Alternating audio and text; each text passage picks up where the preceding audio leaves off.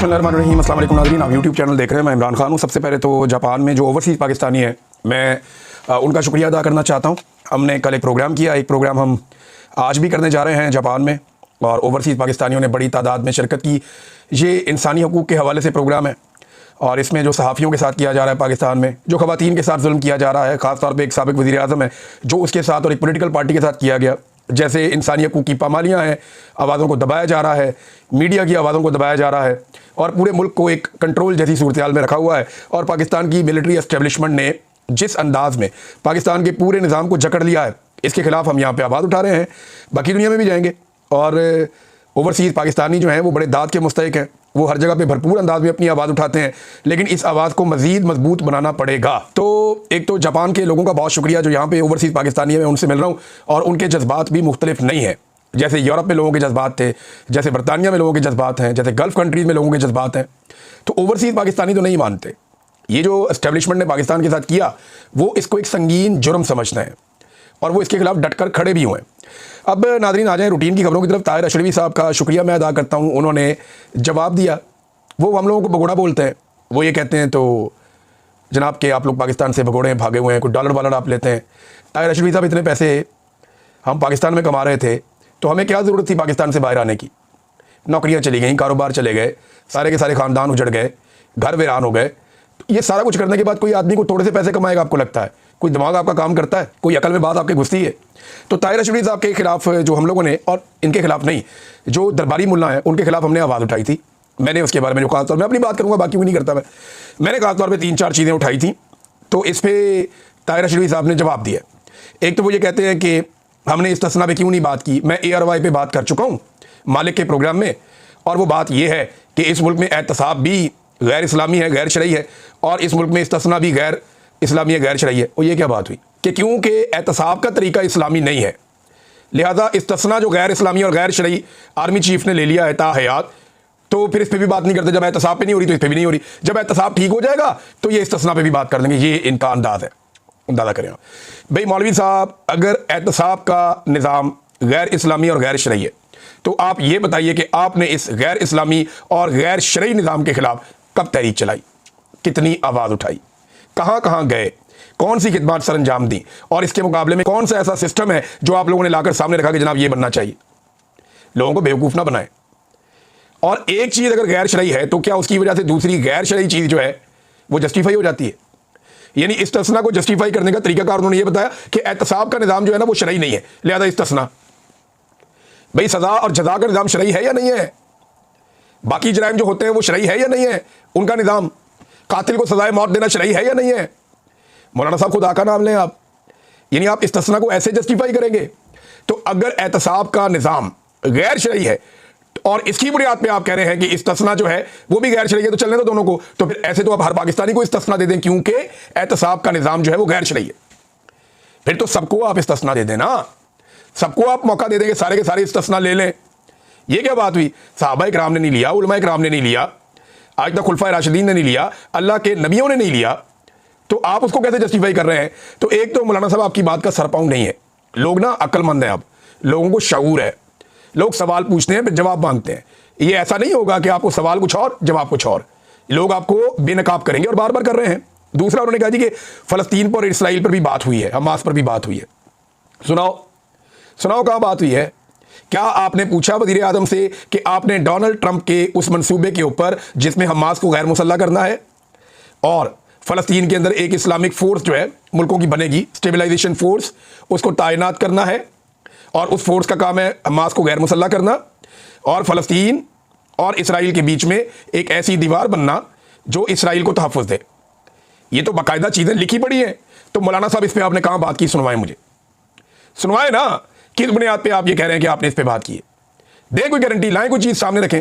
मोहम्मद बिन सलमान ने जब से डोनाल्ड ट्रंप के सामने उन्होंने बैठ के, और जब वो अमेरिका गए और जब से वहाँ से मामला बदला है, तब से इनका पैंतरा बदला है। ये तो पूरी तरह तैयार थे सारा कुछ करने के लिए, ये तो हर चीज़ करने के लिए तैयार थे। तो मोहम्मद बिन सलमान ने वहाँ जाकर कह दिया कि जनाब फ़लस्तीन के बारे में सोचें, पहले उसकी रियासत बनेगी, तो ये क्रेडिट गोज़ टू मोहम्मद बिन सलमान। ये तो तैयार बैठे थे डोनाल्ड ट्रंप के कहने के ऊपर, जो वो कह रहे हैं वो करने के लिए।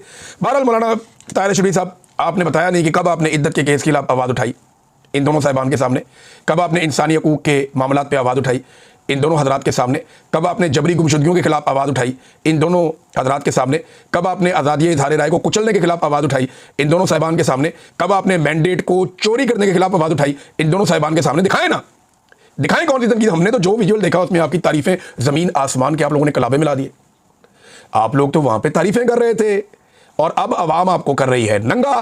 अवाम कर रही है आपके ऊपर तनकीद और अवाम बता रही है कि जनाब आप लोगों की औकात क्या है। तो जब अवाम आपको बता रही है तो आपको तकलीफ हो रही है ना मौलवी साहब, ये होगी आपको तकलीफ, क्योंकि पाकिस्तानी आगे निकल गए, आप लोग बहुत पीछे रह गए। पाकिस्तान की एस्टेब्लिशमेंट अब पाकिस्तान की अवाम बनेगी और पाकिस्तान की अवाम को अपनी आवाज़ उठाने के लिए सोशल मीडिया के प्लेटफॉर्म्स अवेलेबल हैं। अब कितना कुछ लेंगे लोग, एक हद से ज़्यादा आप नहीं दबा सकते। इमरान खान की आवाज़ को देंगे कितना दबाया गया, जेल के अंदर बंद है। इसकी क्या शरई हैसियत है, ये भी बताएं कि एक लीडर है उसको जेल के अंदर बंद किया हुआ है और उसे बाहर नहीं आने दे रहे, उसकी शक्ल किसी को नहीं देखने दी, उसकी आवाज़ किसी को नहीं सुनने दी। ज़रा इसकी भी शरई हैसियत बताएं ना, किस कैपेसिटी में ये सारा कुछ किया जा रहा है। इसके ऊपर तो मौलवी नहीं बोलते। अब इमरान खान साहब को कैद तन्हाई में रखना, और कैद तन्हाई एक टॉर्चर है, ये अक़वाम मुत्तहिदा ने कन्फर्म किया है। उन्होंने कहा जी ये एक तरह का टॉर्चर है और ये टॉर्चर इमरान खान पे किया जा रहा है। उन्होंने मुतालबा किया कि ये टॉर्चर ख़त्म किया जाए, ये यूनाइटेड नेशन कह रहा है। और उसके बाद जो है वो एक आलमी सतह के जाने माने वकील हैं इंसानी हकूक़ के, उनका भी ये जेरेड जेंसर, इनका भी स्टेटमेंट आया इंसानी हकूक़ के हवाले से जो इमरान खान के साथ हो रहा है, बल्कि अक़वाम मुत्तहिदा में दरख्वास्त दायर की गई है। ये इतना सिंपल नहीं है। इमरान खान के साथ जो ये निज़ाम कर रहा है इससे पहले किसी वज़ीर आज़म के साथ नहीं किया गया, किसी हुक्मरान के साथ नहीं किया गया। और अगर ये सिलसिला ना रुका गया तो पाकिस्तान की बदनामी बढ़ती जाएगी और पाकिस्तान में इस्तेहकाम नहीं आना। इस तरीके से जैसे आपने लोगों को दबाया हुआ है, इस तरीके से जैसे आपने डंडा चलाया हुआ है, इस तरीके से कभी भी किसी मुल्क में सियासी इस्तेहकाम नहीं आ सकता। हसीना वाजिद फार्मूले पे आप काम कर रहे हैं, तो एंड ऑफ द डे क्या हुआ? वही हुआ ना जो बांग्लादेश में सबने देखा। तो इसी फार्मूले के साथ आप पाकिस्तान में डिफरेंट नताइज कैसे ले आएंगे? ये नहीं हो सकता, मुमकिन नहीं है। फैज़ हमीद वाले मामले में नाज़रीन बहुत उछल कूद हो रही है, एस्टैब्लिशमेंट को बहुत प्रॉब्लम है कि लोग इसमें मान क्यों नहीं रहे कि फ़ौज ने एहतसाब किया है। फ़ौज ने एहतसाब तो किया ही नहीं। फ़ौज अगर एहतसाब करती तो और बहुत सारे ऐसे केसेज हैं जिनमें एहतसाब होना चाहिए था। मिसाल के तौर पे ये मैं आपको एक दिखाता हूँ, शाहिद असलम साहब का ट्वीट है बड़ा इंटरेस्टिंग। वो ये कहते हैं कि फ़ौज के खुद एहतसाबी की अपने निज़ाम की हालिया चंद मिसालें। जनरल फैज़ हमीद ने 2017 में टॉप सिटी स्कैंडल में ये मुलव्वस था बंदा, फिर ये मेजर जनरल से लेफ्टिनेंट जनरल बन गया, फिर ये DG/ISI बन गया, उसके बाद एडजॉइंट जनरल बन गया, फिर 2 मरतबा कोर कमांडर रहा और रिटायरमेंट के बाद अब इसके ऊपर ये केस बना के चला दिया गया।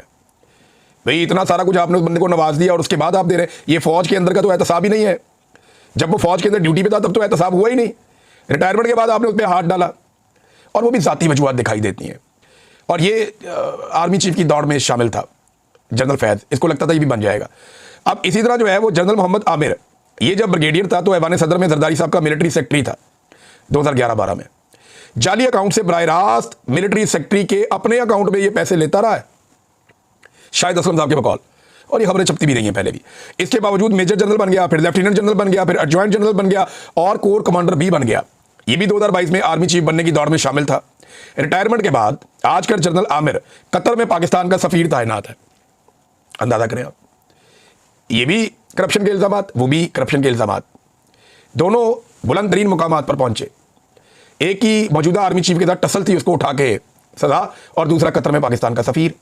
बस ये है फौज का अंदरूनी एहतसाबी निज़ाम। और भी बहुत सारी मिसालें इस तरह की हैं, अब कौन कौन सी मिसालें पेश की जाएँ। बहरहाल ये फैज़ हमीद साहब को सियासत में मुदाखलत पे सजा दी गई, ये दावा बहुत सारे लोग कर रहे हैं। ये जो बंदा भी आपको ये कहता है ना कि फैज़ हमीद को सियासत में मुदाखलत पे सजा दी, 2 चीज़ें उसके सामने रखे, वो देखें फैसला लाओ किधर है। वो जो प्रेस रिलीज है ना DG/ISPR की, उसमें भी लिखा हुआ है कि इसके ऊपर हम करेंगे काम। सजा नहीं दी इसके ऊपर, जो 14 साल की सजा हुई उसमें सियासत में मुदाखलत कहीं नहीं लिखा हुआ। एंड में लिखा हुआ है कि जनाब बाद में इसको हम देखेंगे, सियासत में मुदाखलत के मामले को। अभी सजा किसी और चीज़ के ऊपर दी और ये माफ़ कर देंगे। ये करप्शन के मामला है, नॉर्मल चीज़ है। करप्शन इस हुकूमत का मसला ही नहीं है। इतनी दबा के करप्शन हो रही है, ऐसे ऐसे करप्ट लोगों को लाकर मुसल्लत कर दिया है। करप्शन इनका मसला होता तो ये करते पाकिस्तान के साथ, जो इन्होंने कर दिया है। तो करप्शन इनका मसला ही नहीं है। दूसरी बात यह है कि फैज़ हमीद को सियासत में मुदाखलत पे अगर आपने सजा देनी है तो आज क्या हो रहा है? आज तो पाकिस्तान का वज़ीर दिफा इस बात का मुकदमा लड़ता है कि फ़ौज को सियासत का हक है, यानी हाइब्रिड निज़ाम पाकिस्तान में चलेगा, दोगला निज़ाम। फ़ौज इंतजामी मामलात में फ़ौजी क़यादत मुदाखलत करेगी। शहबाज शरीफ हर जगह पे खड़े होकर इकॉनमी का क्रेडिट आर्मी चीफ को दे देते हैं, खारजा पॉलिसी का क्रेडिट आर्मी चीफ को दे देते हैं। बेशुमार और पॉलिसीज हैं जो आर्मी के करने का काम नहीं है, वो सियासत में या इंतजामी मामलात में मुदाखलत होती है, वो क्रेडिट उठ के सीधा आर्मी चीफ को दे देते हैं। इसका मतलब क्या है? आज भी फौज सियासत में मुदाखलत कर रही है। अगर फैज़ हमीद ने मीडिया को दबाया था तो आज क्या किया जा रहा है? फैज़ हमीद ने अगर 5 बंदों को दबाया था ना, तो आज 50 बंदों को दबाया जा रहा है। फैज़ हमीद का एक्सीलेटर पे पाऊं अगर 10% था ना, तो आज 100% है। इतनी आज के फैज़ हमीद के खिलाफ कौन बोलेगा? आज के फैज़ हमीद के खिलाफ कौन आवाज उठाएगा? मरे हुए फ़िरौन को तो सारे बुरा कहते हैं, मरे हुए यजीद के खिलाफ तो सारे उठ के आवाज लगाते हैं। सवाल यह पैदा होता है कि जो आज जिंदा है, जो आज जुल्म कर रहा है, उसके खिलाफ कौन बोलेगा? उसके खिलाफ कौन खड़ा होगा? ये मौलवी तो नहीं खड़े हुए। तो एक ये कहानी सुनाई गई है कि फैज़ हमीद को सियासत में मुदाखलत पर सजा हुई, नहीं हुई जनाब। ये रास्ता पाकिस्तान के जर्नैल नहीं खोलना चाहेंगे। उसकी वजह यह है कि अगर ये रास्ता खुल गया तो फिर बारी बारी सबकी बारी, तो ये बारी अभी तक तो नहीं आ रही। अच्छा, एक और चीज़ है कि 9 मई का कोई तस्करा भी नहीं था इस सारे मुकदमे में, कुछ नहीं था। 9 मई के ऊपर किसी किस्म का कोई काम नहीं हुआ, बल्कि सवाल पूछा जाना चाहिए उन सारे दानिश्वरों से या उन सारे टाउटों से जो ये टीवी चैनल्स पे आकर बैठ के दावे करते रहे कि जनाब फैज़ हमीद गवाह बन गया, फैज़ हमीद फर बोलता है, वो एक ऐसा तोता है जिसमें इमरान खान की जान है, कोई कोई कहानी, फैज़ हमीद ने जनाब फलानी चीज़ें बता दी, बड़े बड़े राज अफशा हो गए। क्या है जनाब? नथिंग। मेरी फैज़ हमीद के वकील से बात हुई, नथिंग। मेरी दीगर सोर्सेज से बात हुई, कुछ भी नहीं। गोंगलुओं से मट्टी झाड़ी, उसको सजा दे दी, और इन सारों को पहले ही पता था ये सजा होनी है, और उसके बाद ये सजा खत्म भी होनी है, ये भी सबको पता है। ये चलनी भी कोई नहीं। आप कुछ अर्सा इंतजार करें, फिर आप ये देखेंगे। देखें, असल मामला जो मुतालबा हर पाकिस्तानी का है वो क्या है? मुतालबा ये है कि फैज़ हमीद को सियासत और सहाफ़त और पाकिस्तान की हुकूमत में मुदाखलत करने पर सख्त से सख्त सजा दी जाए, बाकायदा अनाउंस की जाए, उसके इल्ज़ामात कौम के सामने रखे जाए, और फिर ये रास्ता खोला जाए ताकि फैज़ हमीद के बाद आने वाले और उससे पहले जाने वाले इन तमाम लोगों को सजाएं दी जा सके। या फिर हल वही है, ख्वाजा साद रफ़ीक ने कहा कि जनाब आप ट्रुथ एंड रिकन्सिलिएशन कमीशन एक बना दें।